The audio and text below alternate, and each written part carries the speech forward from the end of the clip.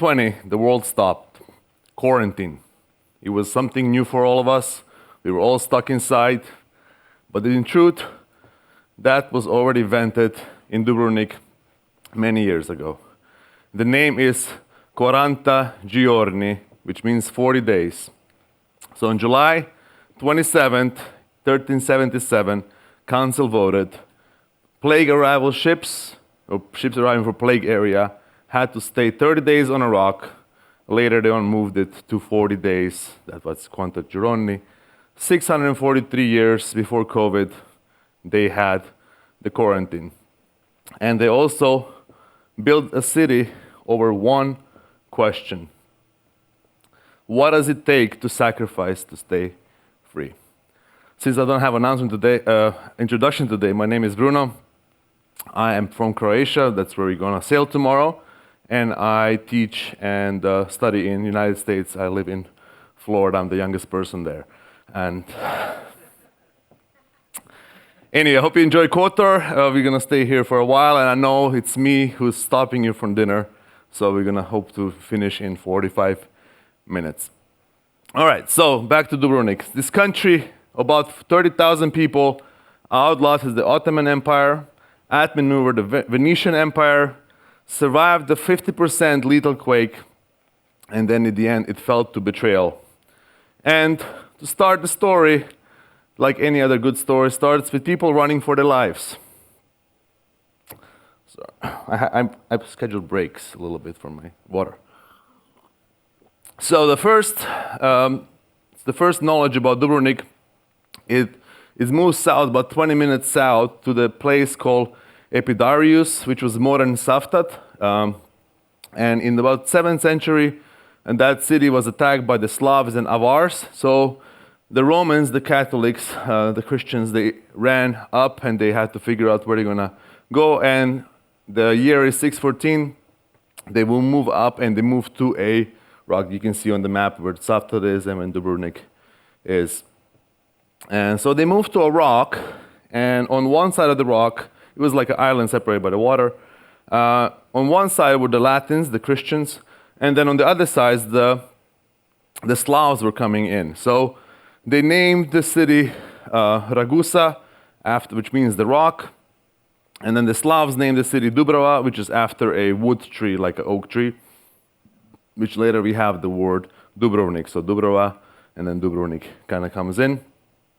And just to have understanding where we are, what they're surrounded, so we have this small place, Dubrovnik. We have the Venice on the north and Hungary on the top of northwest and Hungary on north. And then we have the giant Ottoman Empire rising up in the east, and then the city of Constantinople, which was the capital of the Byzantine or the Eastern Roman Empire. Fun fact, the Byzantines never called themselves Byzantines, they always called themselves Romans. It was a German invention in the 16th century, but we can talk about that a little bit later. So, they had, this is where they established themselves, and it was a great location. And when something is going good, somebody else wants it. So we come to the cage. Arrival of the lion of St. Mark. This image is actually from the city of Zadar. It is the southern gate. You can go visit it. It's absolutely magnificent. In 1205, and 1205 is the year when Venice was ravaging in the Adriatic. I'm going to talk about it actually tomorrow, in the Fourth Crusade. So they capture Ragusa or Dubrovnik, and they were for 153 years under the lion. But they were smart. They were actually taking notes. They were seeing what's happening. There's hatred, but of course they were learning diplomacy, trade, law. And I just want to give you a little foreshadowing. Croatians don't like Venice. We don't like Venice because of this. So I know everyone's like Venice because it's beautiful, but because of what they did to Dubrovnik, we don't really like Venice as much. So I'm going to talk about Venice more in a more biased, negative way, but please don't take it against me. So, and what they saw in Venice, they have a ruler who was a Doge of Venice, and that was, they would elect the Doge, and he would rule for until he dies. And they saw the danger in that system. And so they were thinking about how we can change the system that it doesn't going to be the same as the one that Venice has. And then luck knocks on their door in 1358. There was the Treaty of Zadar. The Hungarian king Louis the Great, which you see on the image, that's how they were making images of the kings back in the 14th century.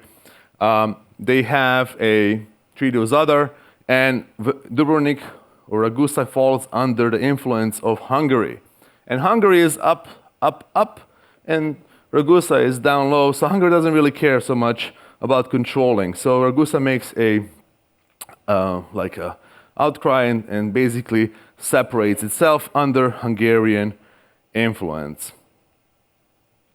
And the question that comes up, so what can we do to protect our liberty? What can we do to protect our freedom that we just liberated ourselves from Venice?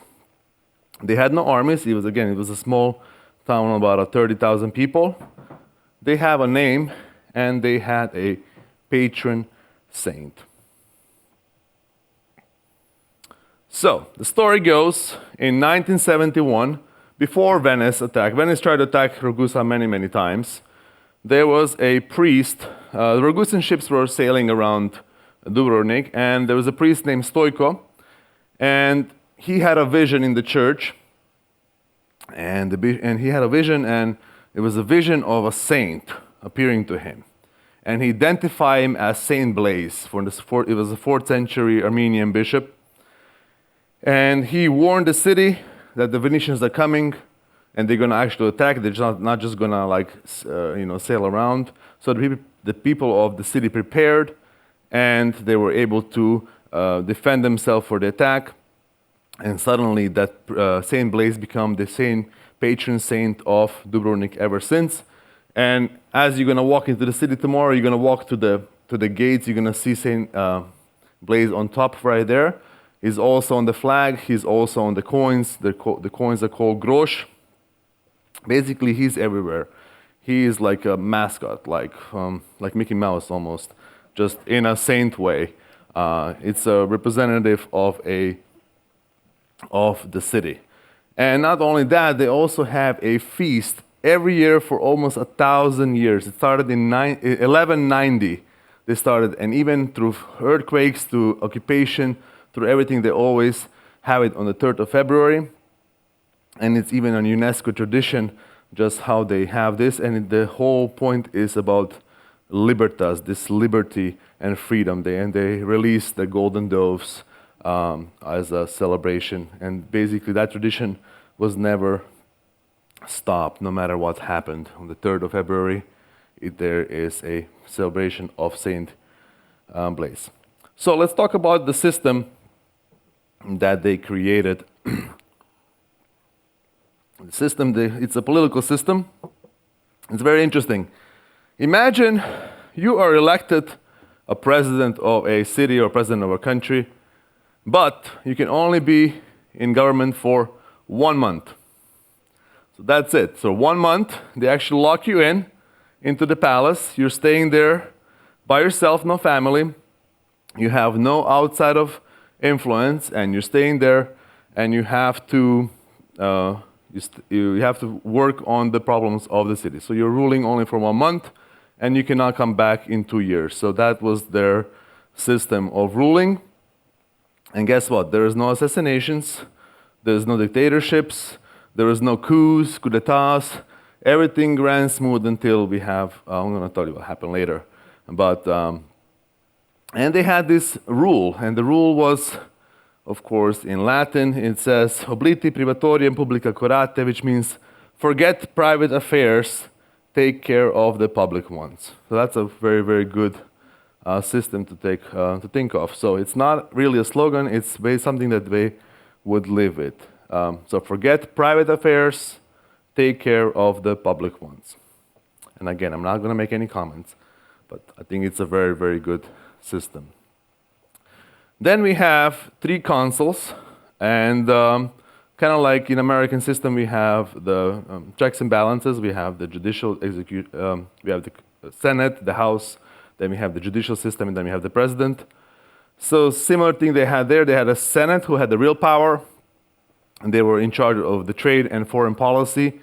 And we have minor council, which was basically like daily life, something's going on, and then also there was no overlap with the government, so everyone had their own lane as they were working. It was an aristocratic republic, so it wasn't for everyone can be in the role. It was only aristocracy. However, it was a functioning republic and tried to be as fair as possible. And not only that, because of that, they had a lot of innovation. They were the first in Europe to open a pharmacy. It's a Franciscan pharmacy in 1317, so beginning of the 14th century, and it is still operating today. So you can actually go there. I took this photo from the museum part, but if you move on this side, you actually can see, like you can actually buy stuff, and it's, one thing I recommend to buy is sunscreen. But I'll get to that a little bit later. So you can get sunscreen there or anything else that you would need in a pharmacy. Then they also had, we already mentioned at the beginning, they have a quarantine law in 1377. And in 1319, they had a health office. Again, it was very strict enforcement. So all the ships that would come, they would have to stay in quarantine if they came for a plagued area. And if you guys are noticing the year, that's basically the time right after the Great Plague, which killed almost half of Europe. So they were about that. And almost 400 years before Europe, they abolished slave trade. So there was no slave trade. They were very, very progressive and huge output, and they really didn't need slaves. So about 5,000 people lived inside the walls, and about 25 to 30,000 people lived outside the walls, and their income was basically diplomacy and trade. So Quanta Gironi, I already mentioned that, is 40 days. So the first quarantine law says like this: he who comes from place of pestilence shall not enter Ragusa or its district. So July 27, 1377. Again, it was first 30 days wait, and then they moved it. Later, they had even the plague doctors. They were casamorti. Casamorti, so morti means to die. They were like plague doctors, and they can stop ship. They had immense powers. They can literally burn houses or ships or anything that came from plague if they notice something. Fun fact, I could not find an image of them. This is a plague doctor from like the 19th century. So if you think about the plague doctor from the Black Death, this is not the proper representation, but anyway. And then they fear their own power more than the enemy. They had a perfect system on paper, but they're not the only ones in the world. Again, they have a lot of wealth, and when you have a lot of wealth, somebody else wants a part of that. So what can they do to pay for that? So what was the price? Well, the price at first was about 1,500 ducats, golden ducats every year, but then increased to 12,500, sorry. And that would be, today's money, will be around $675,000 to about $18 million in today's dollars. So yearly, so there was an annual payment to the Sultan.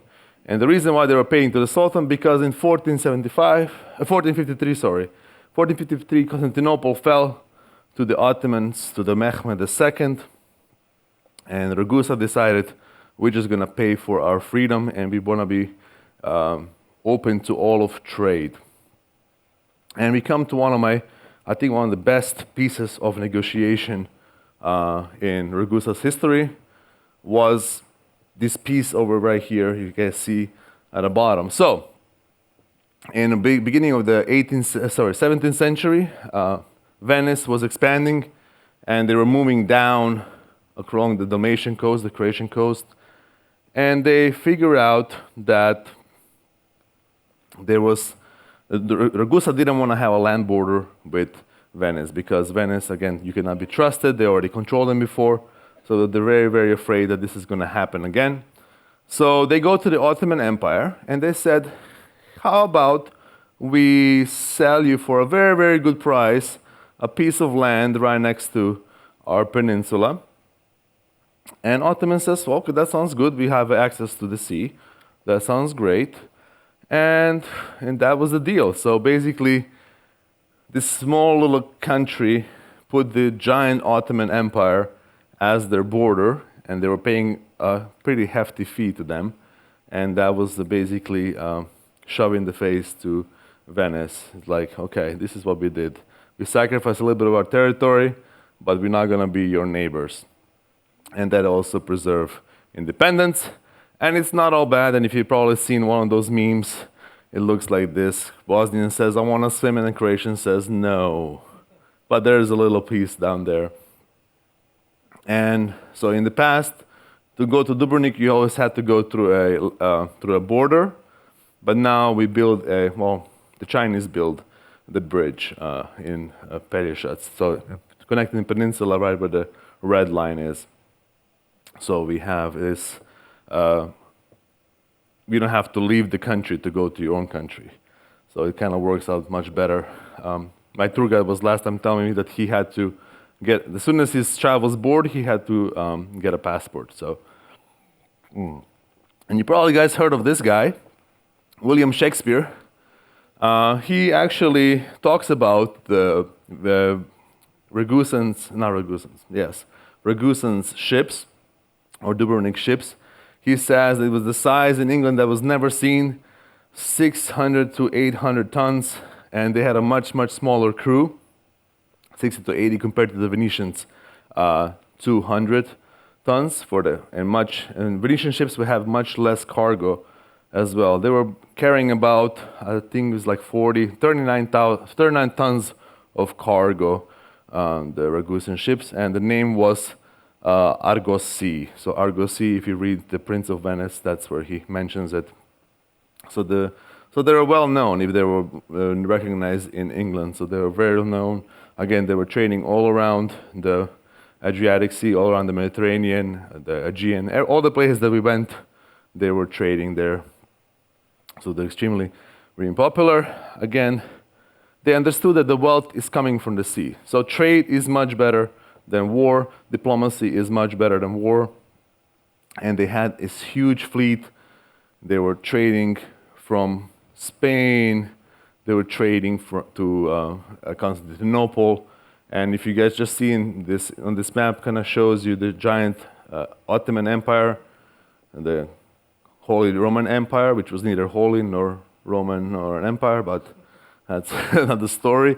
We have Kingdom of France, Kingdom of Spain, and then you have this small, little, tiny country of Ragusa.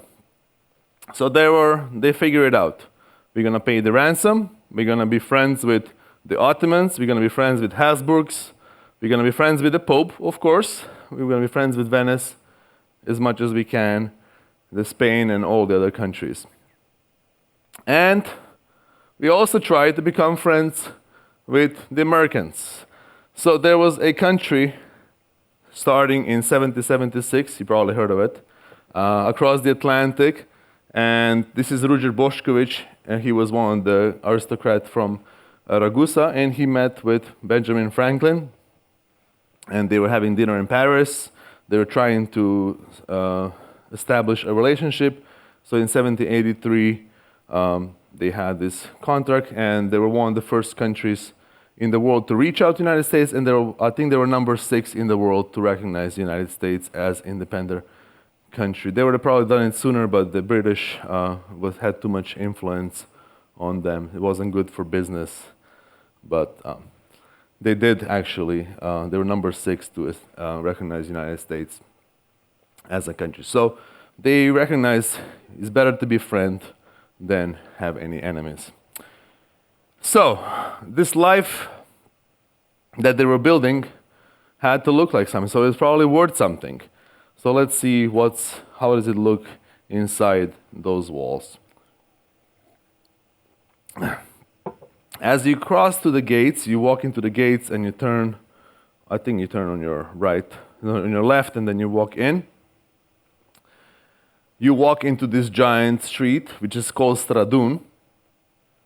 And Stradun was actually the separation between the city, the rock, and the Dubrova, which was on the other side. So they just kind of filled it, sometimes by accident, sometimes purposely, and they just flattened it all together, and then they created this giant walking space. And you see how the shiny all the stones are, and that is thanks to all of you as well, because you're all walking and you're polishing the stones.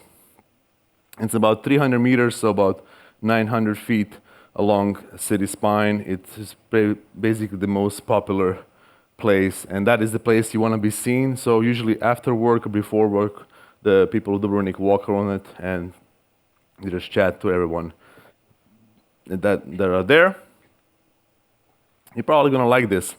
So they also have, in Croatia, they have something called jugo, and it's called the south wind. So jugo means south. And it is a warm and a wet wind, and it blows for days. However, it's only in like winter. And the locals, they don't like it. They think it's the worst. They have headaches, they're in a bad mood, and they make bad choices.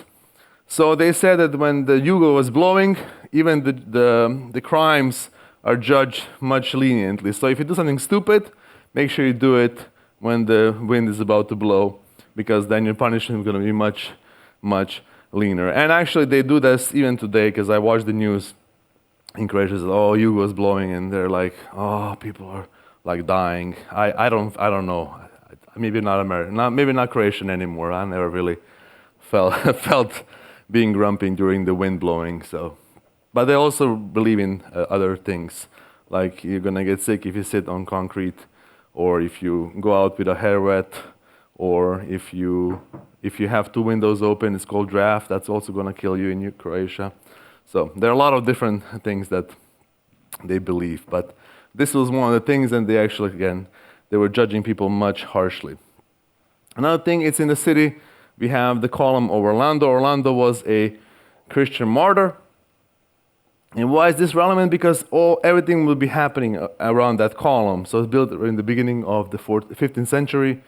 And they have a elbow. His elbow will measure like 51 centimeters, and that will be the official measurement of the city. So they used the elbow of this statue of Orlando, and that was the legal measurement of the city. So all the marketplace, they would use that to measure everything. And not only that, we also have poets. We have different poets. Ivan Gundulic, he's a very, very noble, he was a senator as well, a poet. He wrote about the Ottoman Polish wars in the 1700s, and he wrote this beautiful poem about liberty. I'm going to read it to you in Croatian, but you're going to see it in English. O lijepa, o draga, o slatka slobodo, darokom sva blaga više nam Bog je do. Uzroči istine od naše slave, u resu jedni od ove dubrave. Sva srebra, sva zlata, sva ljudski životi, ne mogu biti plata tvoj čistoj ljepoti. Again, one of their emphasis of the city is the freedom, the liberties. That is what they are focusing on. The students in school still memorize it. Of course, I didn't memorize it, but I get to read it, so it looked like I did. Then we have Martin Držić. He was a playwright. If he would be alive today, he'll be something like a stand-up comedian. And that's why they have a statue of, and everyone's pulling his nose. So he wrote Croatian comedies, and those comedies are still being played out. He mocked the elites of Ragusa, and then he ran to Venice, and then he went to Florence after, and then he was writing to the Medici family. Medici family are the ones who built Florence. They were trying to overturn the Ragusan aristocracy, but those letters were actually found in the 20th century, so good for him, he was never discovered. And so we had the life inside. We have the saints, we have the system, we have the poets, we have the playwrights, the stand-up comedians, we have the pharmacies, the quarantine, we have the payments. But they understood that it's not going to be enough. They needed something else, and that is the walls. I hope they make sense why I didn't go with the walls first. It was a build-up towards it. So, it has 16 towers, 3 fortresses, 6 bastions, 2 corner forts, and 3 landward moats. It's a rough limestone outside of almost 2 kilometers, maybe a little bit less, a little over a mile, 24 meters high and 6 meters thick. I put the other measurements. Is it colonial measurements? I don't know what it is. But anyway, 1.2 miles long. So it was originated in the 8th century, but then they made some major updates in the 15th century, of course, when the Constantinople fell. They had to make some changes. And it is a beautiful walk around it. It takes 2 hours, and if you're wondering why I brought this, it's advice for you tomorrow, so please listen to me. Much better against the sun. And if you need it, you can get the sunscreen as well at the pharmacy. So you can walk over the walls like this because it's gonna be hot, I promise you that. There's absolutely no shade, but if you walk around the walls, it takes about 2 hours, and I'd rather you have some cover and not burn. We don't want that. So, just piece of advice. So again, Constantinople fell in 1453. Those are the Theodosius walls. Those stood for 1,123 years. The Cannon Age arrived. They had to gather reinforcements. They start building different forts. So they build up Mincheta Fort, that is the tallest one. They reinforce it. That is the one that's right on the mainland. And if it looks familiar, it is the House of the Undying in the Game of Thrones. But I think the real history is much better, so I'm not going to dwell much on a fiction. Then we have the Bokar Bastion, which is the one on top over here. Looks like this. That's the one you're going to see as you walk into the city. And then we have the Revelin Fortress, again, on the east, is right down there. So those are the two major ones. The Bokar is protecting the Pile Gate. It's a western approach, and it is rounded, so protects from the cannons. And Revelin, it's irregular shape. And so Croatians now use it for different things like a museum or a nightclub. So whatever works on which day.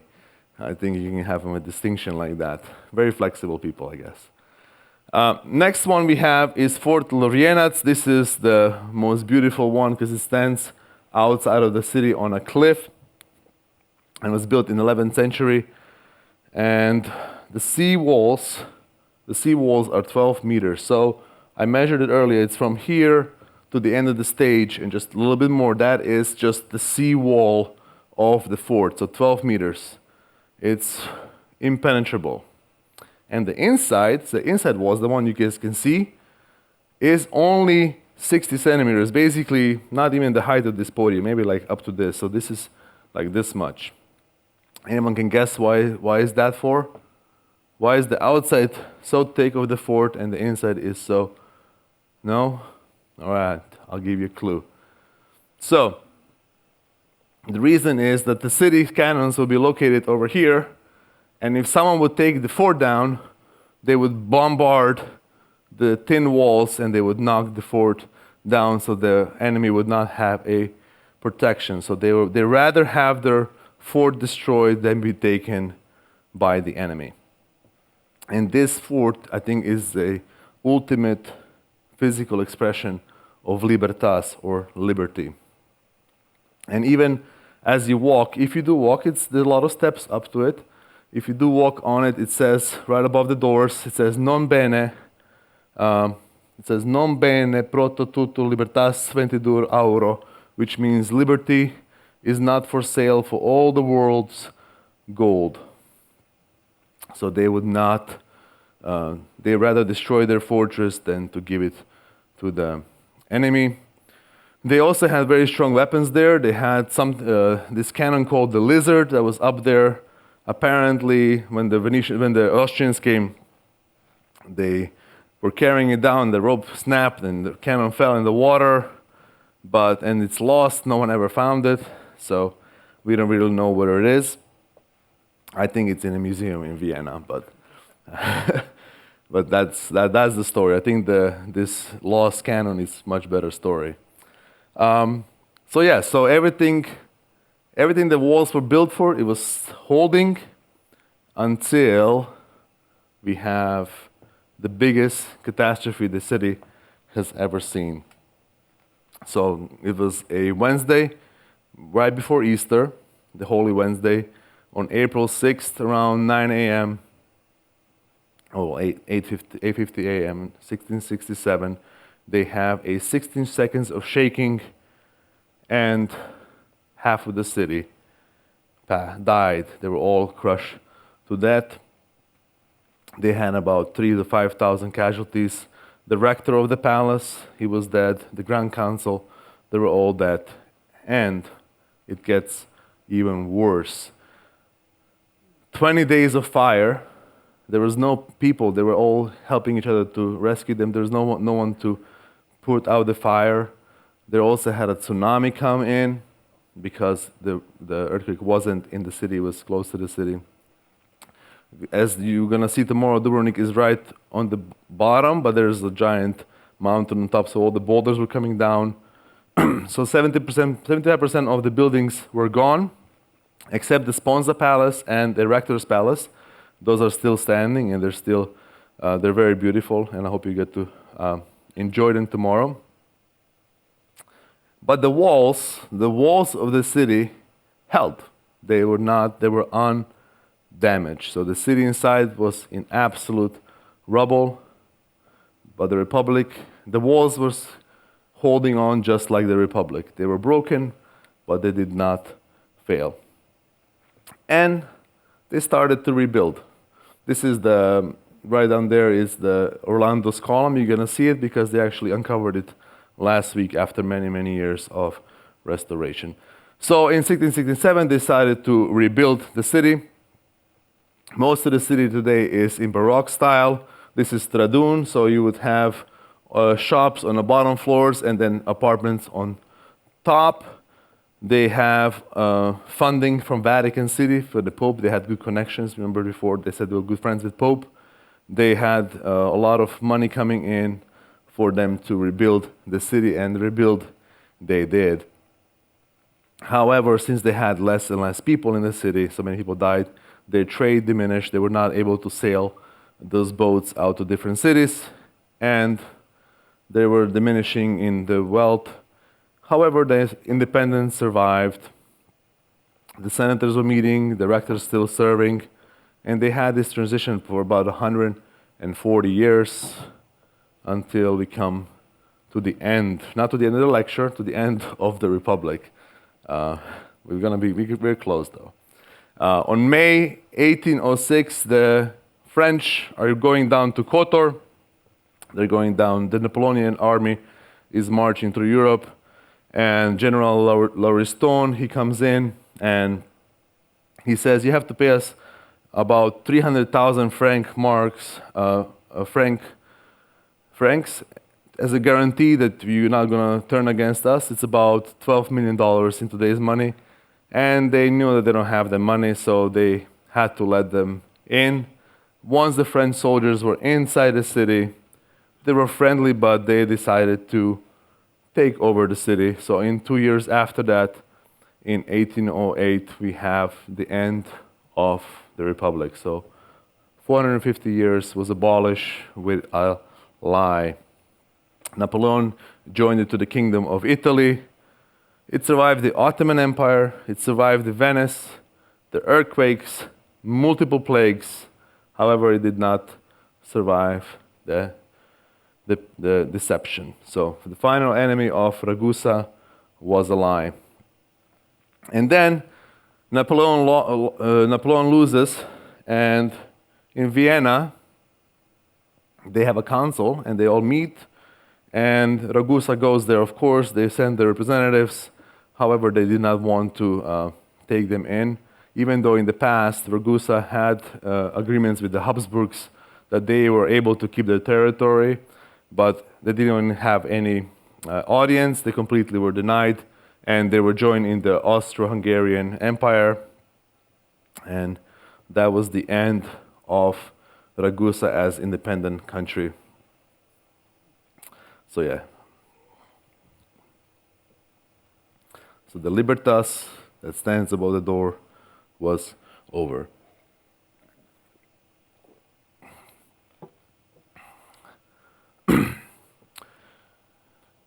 December 1991, after it joined, Dubrovnik was joined with Yugoslavia, and then when Croatia separated, it was part of Croatia. So in December 6, 1991, the Yugoslav army was trying to capture Dubrovnik, but they were enclosed. They were unable to conquer them, and they got very angry.